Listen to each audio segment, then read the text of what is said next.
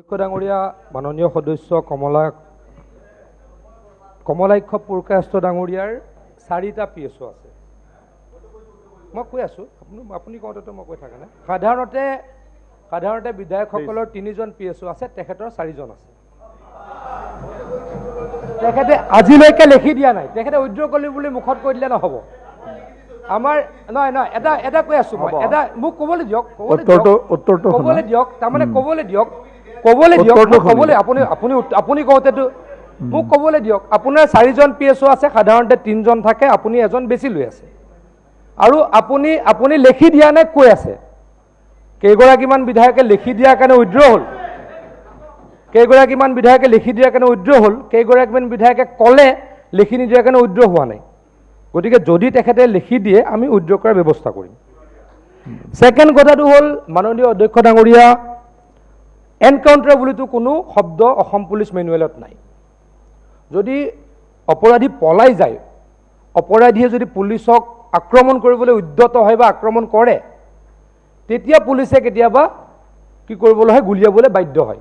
তেতিয়া কেতিয়াবা অপৰাধী মৃত্যুমুখত পৰে। অধ্যক্ষ ডাঙৰীয়া, অপৰাধী পুলিচৰ গুলীত নিহত হোৱাটো অসমত নতুন কথা নহয়। বিজেপি চৰকাৰ মই দুগৰাকী নাম কথা ক'ম, শিবেন মণ্ডল। বিজেপি চৰকাৰ খালি ৰিপ্লাই দিবলৈ দিয়ক।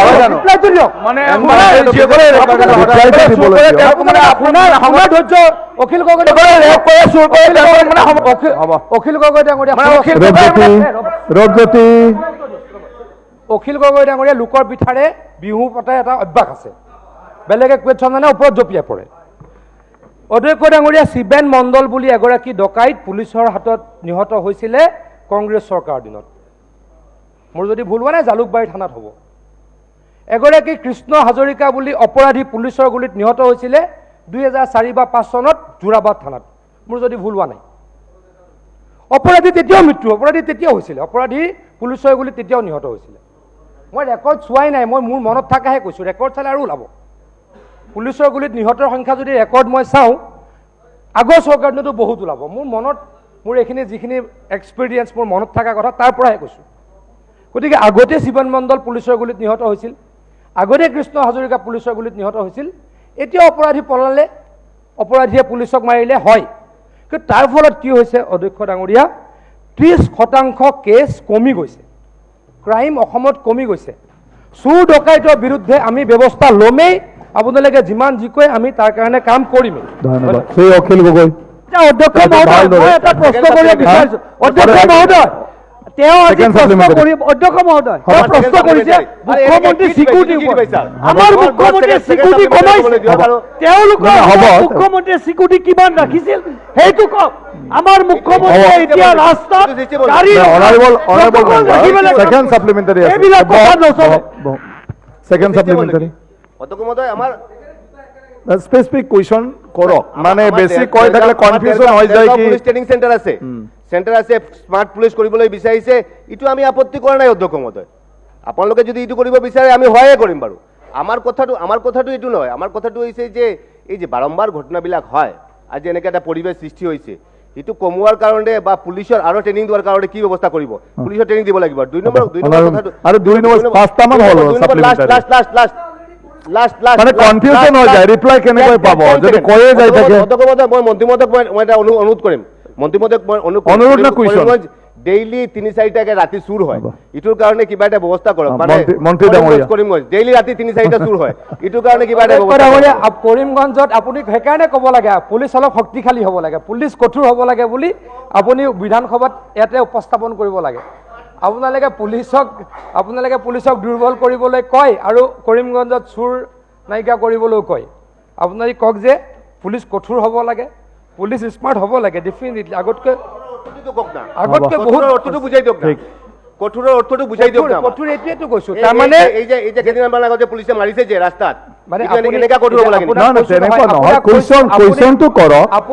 মানে এইটো বিষয়ত আপুনি কুৱেশ্যন আছে যে সাপ্লিমেন্টাৰি কৰিব পাৰে, তেনেকুৱা কুৱেশ্যন আৱাৰ ক্ৰাইম কমিব লাগে নে বাঢ়িব লাগে সেইটো কওক। কুৱেশ্যন আৱাৰ তেনেকুৱা নহয়। অসমে কৈ আছে ক্ৰাইম কমিব লাগে, ডিবেট নহয়, আপোনালোকে কৈ আছে ক্ৰাইম বাঢ়িব লাগে। আপোনালোকে কৈ আছে হ'ব, মন্ত্ৰী মহোদয়। য'ত তুলিছে Specific question, এনে কথা পাতি থাকিব নালাগে। কৈ আছো পুলিচৰ বিৰুদ্ধে ব্যৱস্থা লোৱা হৈছে। আপুনি যিটো কৈছে, আপুনি ইয়াতে কুৱেশ্যনটোত ক'লে কীৰ্তি কমল বৰাৰ কথা ক'লে যে একো কিয় পদক্ষেপ লোৱা নাই, যিগৰাকী বনিয়া নামৰ ছাব ইন্সপেক্টৰ তেখেতক ছাছপেণ্ড কৰা হৈছে। CIDত কেছটো তদন্ত চলি আছে। গতিকে পুলিচৰ বিৰুদ্ধেও যোনে বেয়া কাম কৰিছে বুলি ভবা হৈছে তেখেতলোকৰ বিৰুদ্ধেও ব্যৱস্থা লোৱা হৈছে। মুখ্যমন্ত্ৰী ডাঙৰীয়াৰ ক্ষেত্ৰত আপুনি যিটো কৈছে, তেখেতৰ চিকিউৰিটি নিজে কমাইছে। তেখেতে 25খন গাড়ীৰ পৰা 30খন গাড়ীৰ পৰা 7খন গাড়ীলৈকে 6খন গাড়ীলৈকে মুখ্যমন্ত্ৰী ডাঙৰীয়াই তেখেতৰ চিকিউৰিটিৰ কাভাৰ কমাইছে। গতিকে আমি এই ক্ষেত্ৰত সচেতন হৈ আছোঁ। ধন্যবাদ। অখিল গগৈ। অধ্যক্ষ মহোদয়, স্পেচিফিক ক'ব কুৱেশ্যনবিলাক, নহ'লে এনে মানে ডিবেটৰ নিচিনা হৈ থাকিব নালাগে।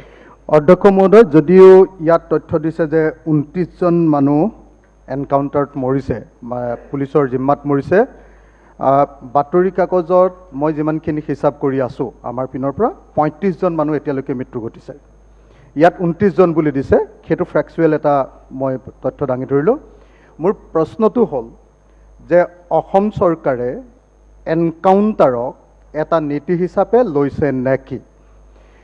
বিজেপি আৰু অসম গণ পৰিষদ চৰকাৰে যেনেকৈ গুপ্ত হত্যাক এটা নীতি হিচাপে গ্ৰহণ কৰিছিল, বিজেপি অসম আৰু ভাৰতৰ বিজেপি চৰকাৰে এনকাউণ্টাৰক অৰ্থাৎ আপোনাৰ যিসকল একিউজ পুলিচৰ হাতত থকা মানুহক গুলিয়াই হত্যা কৰাটো নীতি হিচাপে গ্ৰহণ কৰিছে নেকি? যদি গ্ৰহণ কৰিছে সেই কথাটো মুকলিমূৰীয়াকৈ ক'ব। তেনেকুৱা নাই। অসম আৰক্ষীয়ে এনকাউণ্টাৰ কৰাই নাই। অপৰাধীয়ে যদি অসম আৰক্ষীক আপোনালোকৰ ক'বলৈও সাহস নাই। আপুনি মানুহ হত্যা কৰে আপোনালোকে। অধ্যক্ষ ডাঙৰীয়া অখিল গগৈ ডাঙৰীয়া হত্যাও কৰে। আপুনি অপৰাধী মানুহ হত্যাও কৰে। আপুনি অপৰাধীক সুৰক্ষা দিয়ে। আপুনি মানুহ হত্যাও কৰে, ক'বলৈও সাহস নাই আপোনালোকৰ। আপোনালোকৰ কাৰণে